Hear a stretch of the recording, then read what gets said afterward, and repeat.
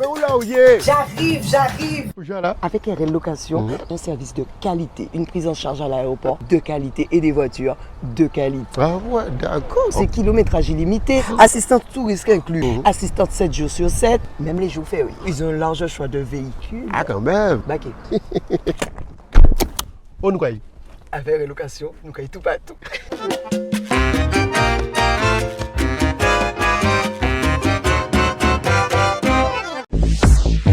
Hexagone, actualité.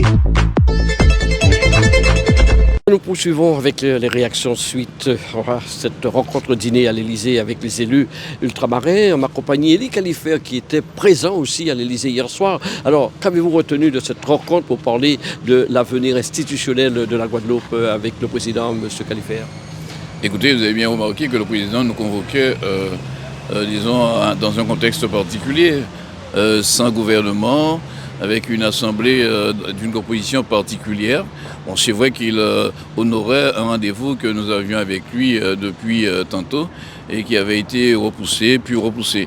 Écoutez, ce qu'on peut retenir, c'est que le président a déjà permis qu'on ait le rapport officiellement, un rapport, on rappelle, qui est sorti en 2024, décembre. Et bien sûr, dans un premier temps, ceux qui avaient la mission Montlouis et GA, ils ont donné un peu un compte-rendu de ce rapport-là, ce que nous savions déjà parce que la presse en avait parlé. Et le président, dans ses orientations, c'est qu'il a donné un peu, disons, son sentiment qu'on peut, les collectivités qui sont prêtes pour une évolution seraient accompagnées et il mettrait une commission en place. On peut s'en satisfaire. Mais ce qui est important, c'est qu'au niveau de ces collectivités, particulièrement celle de la Guadeloupe, qu'il y ait un accord politique là-dessus.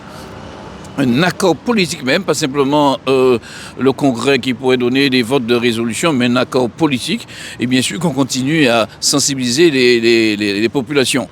Alors pour l'évolution institutionnelle, ce qui nous fait réfléchir, c'est que le contexte que je disais qui est particulier, est-ce qu'on pourrait arriver à une révision constitutionnelle tout de suite là ? Parce qu'il faudrait ou bien fusionner les articles 73 et 74, ou bien une réécriture véritablement pour que chaque collectivité puisse puiser un peu les éléments de sa loi organique. Je doute qu'actuellement on puisse faire ça dans les 2 ans. C'est un chantier qui est ouvert. Nous en profiter aussi pour parler d'autres sujets. Et concernant, disons, l'actualité, le quotidien de ces territoires-là, et aussi l'engagement de l'État, car c'est inconcevable qu'on puisse toucher à la LONEOM, par exemple, vous savez de quoi je parle, et aussi des exonérations dans le cadre des investissements productifs.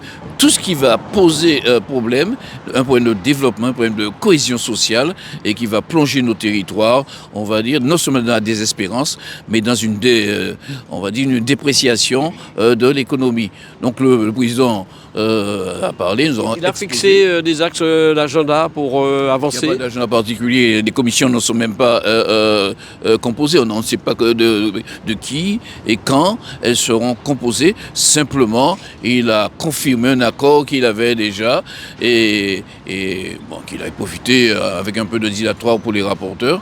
Ceux et celles qui savent où ils veulent aller seront accompagnés, voilà ce qu'on peut retenir.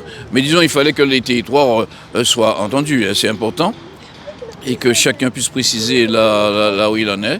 Et ce que nous avons fait, dans un débat qui a été quand même assez long, 4 heures de temps, on a trouvé un peu de cohérence. Les départements, les territoires ont parlé d'une façon cohérente, surtout pour le pays Guadeloupe, pour la région, les députés qui se sont exprimés et le département. Il y a eu une cohésion, mais moi j'ajoute quand même qu'il faut un peu plus que cette cohésion-là. Il faut un accord politique sur le territoire. Outremernews.fr, le site de l'actualité Outre-mer, 24 heures sur 24 et 7 jours sur 7. Retrouvez la chaîne Outremer News sur YouTube.